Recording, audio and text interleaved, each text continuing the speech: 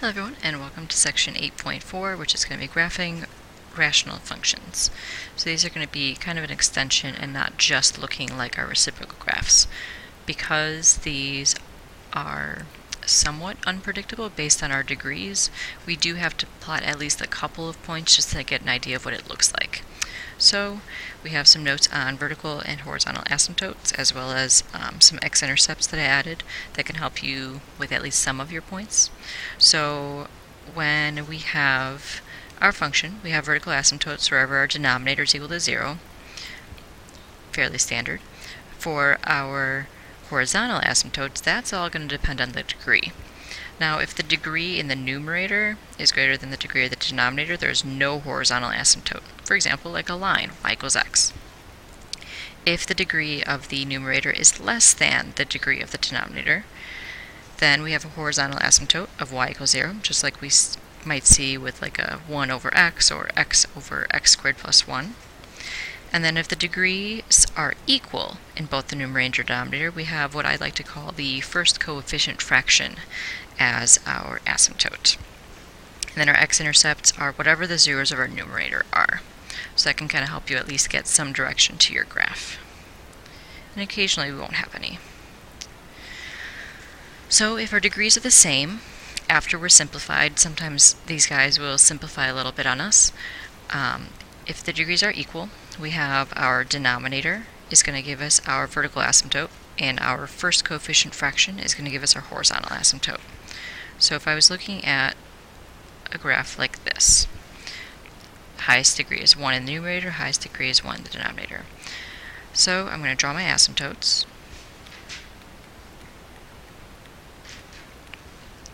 So I see I have a vertical asymptote at x equals 1. And then my horizontal asymptote is going to come from my first coefficients. So y equals 4 over understood 1. So y equals 4 is going to be my horizontal asymptote. So 1, 2, 3, 4. And x equals 1. Now there's no guarantee on how this might look, so I can just plot a couple points to the left and right.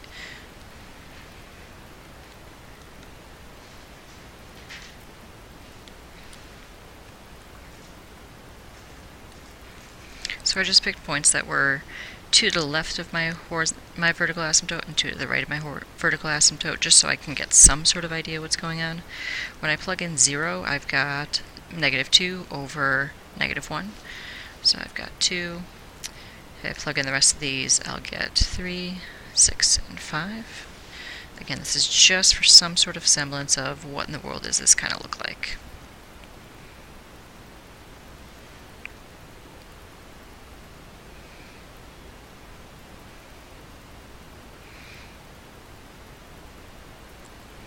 So this one actually does look sort of like our reciprocal graph that we saw in section 8.3. They won't always. Sometimes we'll have two sets of vertical asymptotes, a horizontal one, and it'll be something crazy looking like this. So there's no guarantee on what it'll look like, so you do just have to plot a couple of points. My domain and range going to be pretty much based on our asymptotes for this one. So domain is going to be all real numbers not equal to 1, and our range will be all real numbers not equal to 4. Another type that we might see, so after, again, if there's any common factors between the numerator and denominator, we do want to take care of those. If our degree of our numerator is less than our degree of our denominator, we have an automatic horizontal asymptote at y equals 0. So I see that that is indeed the case here. So without even needing to look at anything else, I know I have a horizontal asymptote right there at that y equals 0 / x-axis line. Now I also have vertical asymptotes anywhere that the denominator is equal to 0. So my denominator is equal to 0. Well, if I set x squared plus 2 equal to 0, I'm not going to be dealing with imaginary numbers, so I'm really not going to have anything here. So no vertical asymptotes, horizontal asymptote of y equals 0. And x-intercept, well, there's no way that 3 can equal 0, so that one has nothing there either. Which makes sense because I have a horizontal asymptote at that x-axis. So it looks like I'm going to have to plot a couple points because, again, there's no guarantee on how some of these look. So let's just plug in a couple points.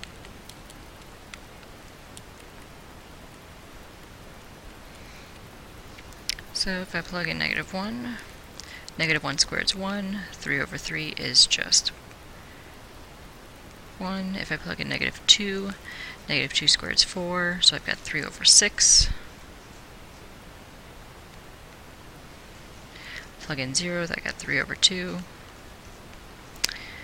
Plug in a +1, I get 1. Plug in a +2, and I get 1/2, or 0.5 again.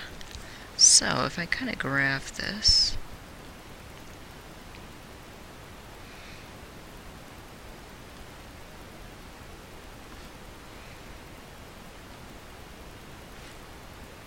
I know I'm approaching the asymptotes. So we get kind of a weird little graph like that. Sort of looks like a hill. My domain for these is definitely going to be based off my graph, more so than my asymptotes. So my domain, I've got all real numbers. There's no vertical asymptotes to take away that from that.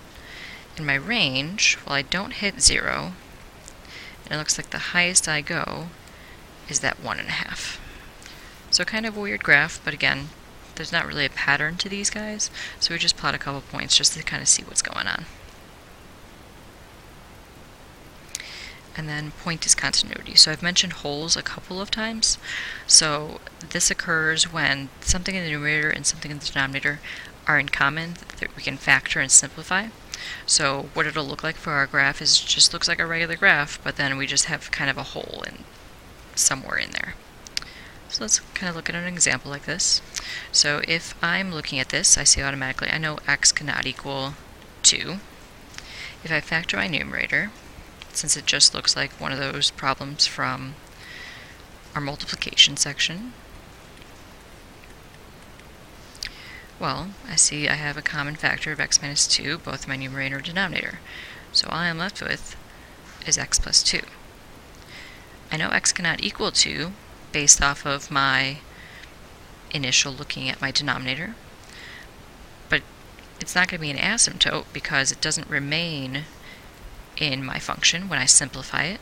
So I'm just going to have a hole when I hit 2. Otherwise, I'm graphing simply the line x plus 2. So slope of 1.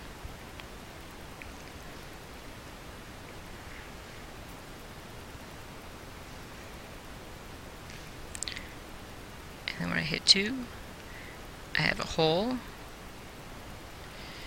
but then my graph would keep going beyond that point. So that's kind of what it looks like.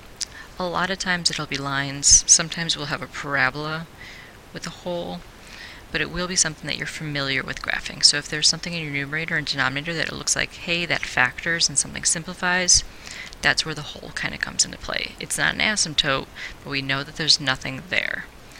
But our graph just kind of continues on without it. So that's the section, and I will see you in class.